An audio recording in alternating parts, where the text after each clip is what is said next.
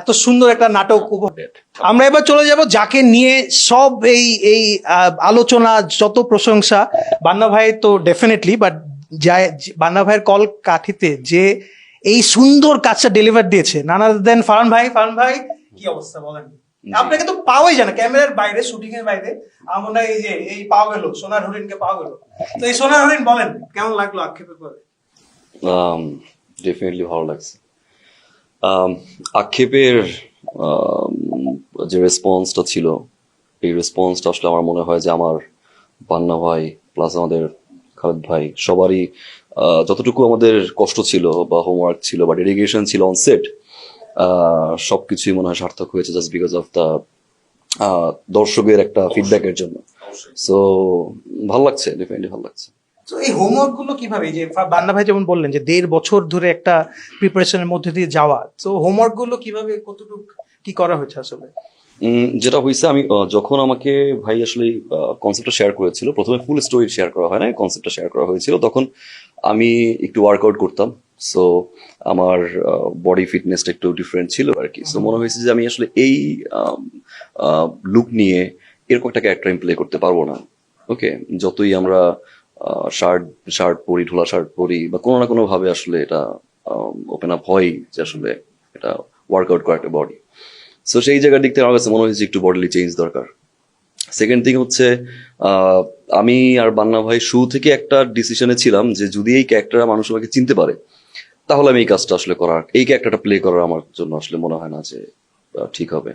So ওই চিনতে না পারে লুকটা চেঞ্জ করতে হবে, এটার জন্য আসলে আমার একটু সময় লাগছে যে কিভাবে কি দিয়ে আমাদের চেঞ্জ করা যায়।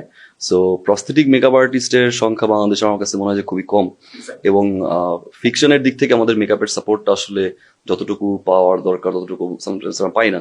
সো ওই দিক থেকে আমাদের কনফিডেন্টটুকু একটু কম ছিল। সেকেন্ড পরে এটা নিয়ে আমরা কাজ করি, দেন মেকআপ নিয়ে যখন আমরা স্যাটিসফাই হই তখন আমার কাছে মনে হয় যে ওকে ভাই, লেটস গো ফর ইট। এবার আমরা চলে আসি খালেদ ভাইয়ের কাছে। খালেদ ভাই, প্রথমে অনেক ধন্যবাদ এরকম আক্ষেপের মতো একটি প্রজেক্টকে আপনার সাকসেসফুলি ডেলিভার করার জন্য, এবং ফ্যানদেরকে বা দর্শকদের যারা অনেক বলে থাকে যে ভালো নাটক ইজ ডেড, যেটা বান্না ভাই বললেন, তো এটাকে ভুল প্রমাণ করার জন্য অনেক ধন্যবাদ। খালেদ ভাই যদি একটু বলতেন এই প্রজেক্টটা নিয়ে।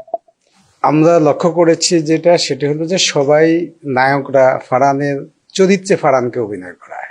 ওর চরিত্র বাদ দিয়ে একটা অটিস্টিকের অভিনয় করছে, এবং ও বলেছে যে ওকে যাতে ফারহানকে যাতে না চেনে, ওই চরিত্রকে চেনে। আসলে তো নাটক বলি, সিনেমা বলি, গল্প বলি, চরিত্রটাই তো এস্টাবলিশ করা, এটাই তো একজন নির্মাতা বা একজন অভিনেতার মেইন ক্রেডিট।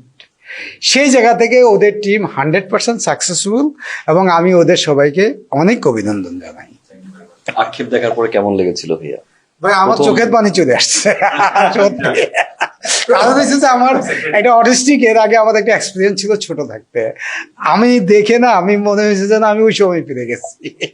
ও এত সুন্দর অভিনয় করেছে, ওর ডিরেকশন এত সুন্দর, এবং প্রত্যেকে ইভেন মাহির অভিনয়ও আমার বলেছে। বাহুবলী তো আউটস্ট্যান্ডিং অভিনয়। নদীর পাড়ে সবুজ ঘাস, ওই পাড়েতে নীল আকাশ, উপর দিয়া বইয়া চলে বেদনার বাতাস, উপর দিয়া বইয়া চলে বেদনার বাতাস। আচ্ছা, আমি তাহলে চট করে বিদায় নিয়ে নেই। যে এই ছিল আক্ষেপ টিম। ধন্যবাদ আক্ষেপ টিমকে চলে আসার জন্য এবং অসাধারণ নাটক দেওয়ার জন্য।